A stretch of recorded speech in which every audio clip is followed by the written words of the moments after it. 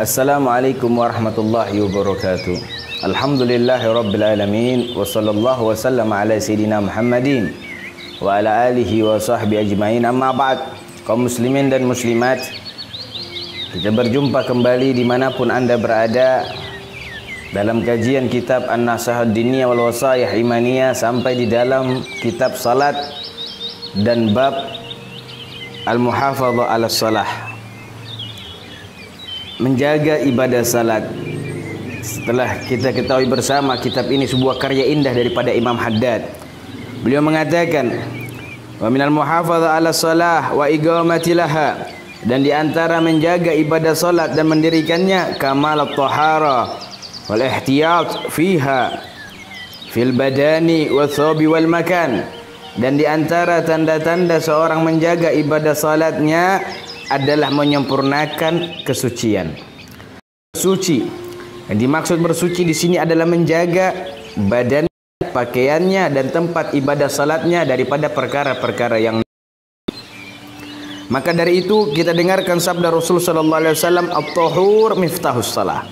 Salat suci adalah kunci salat. Dalam riwayat yang lain, sebuah hadis menyebutkan at-tahur syatrul iman. Bersuci adalah sebagian dari iman.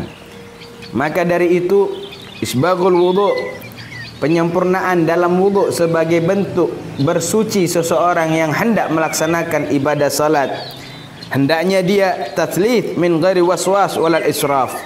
Hendaknya dia melaksanakan daripada bentuk penyempurnaan wudu yang sudah diketahui di kalangan kaum muslimin dengan mentigakalikannya, dan tidak memiliki sifat waswas, tidak juga israf, mubazir, berlebih-lebihan di dalam menggunakan air.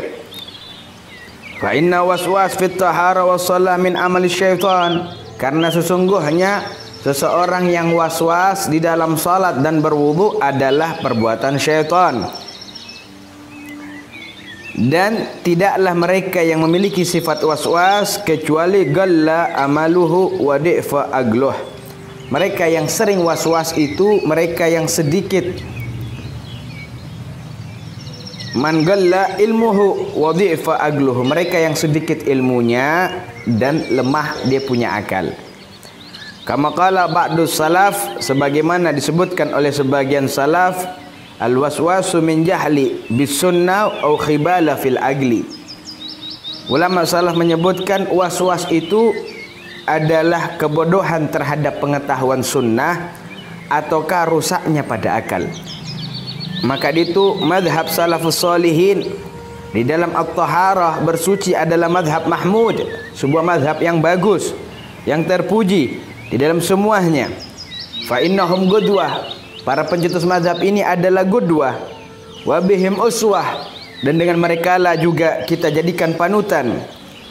Maka hendaknya kita bersuci sebelum melaksanakan ibadah salat dengan tajdidul wudu, selalu memperbagus, memperbaharui wudu setiap hendak melaksanakan salat, dan hendaknya berada dalam keadaan berwudu, karena sesungguhnya wudu juga dalam sebuah riwayat adalah silahul mu'min.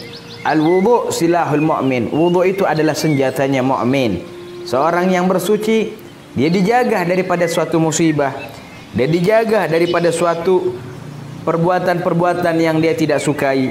Sebagaimana Allah Subhanahu wa taala pernah berfirman kepada Nabi Musa, "Idza asabataka musibah wa anta ala ghairi tahara fala talumanna illa nafsak." Allah berfirman kepada Nabi Musa, "Wahai Musa, jikalau engkau tertimpa suatu musibah dalam keadaan engkau tidak bersuci, maka jangan mencela selain dirimu sendiri." Maknanya orang yang tertimpa musibah selain bersuci memang dia tidak punya penjagaan, dia tidak punya perlindungan. Maka dari itu mari kita jaga wudu kita, kita sempurnakan bentuk penjagaan terhadap ibadah salat dengan kita sempurnakan wudu kita. Karena telah datang di dalam sebuah hadis yang sahih, bi anna man tawaddaa fa ahsanal wudu kharajat jami' khatayah min a'dha'ihi wa dakhala fi shalat naqiyan minadh dhunub.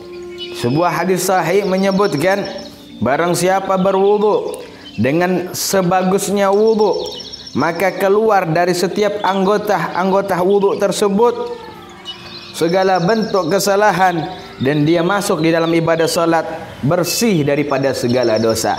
Inilah yang disebutkan oleh Imam Haddad, salah satu bentuk penjagaan di dalam ibadah salat adalah dengan bersuci. Dengan bersuci itu dilunturkan segala dosa-dosa, diampuni segala kesalahan, masuk ke dalam dosa naqiyan minadh dhunub. Ketika bertakbir di dalam ibadah salatnya, dia golongan orang-orang yang telah diampuni dosanya. Mudah-mudahan Allah Subhanahu wa taala menjadikan kita itu semuanya. Amin ya rabbal alamin. Wa sallallahu ala sayidina Muhammadin nabiyil ummi wa ala alihi wa sahbihi wasallam. Walhamdulillahi rabbil alamin.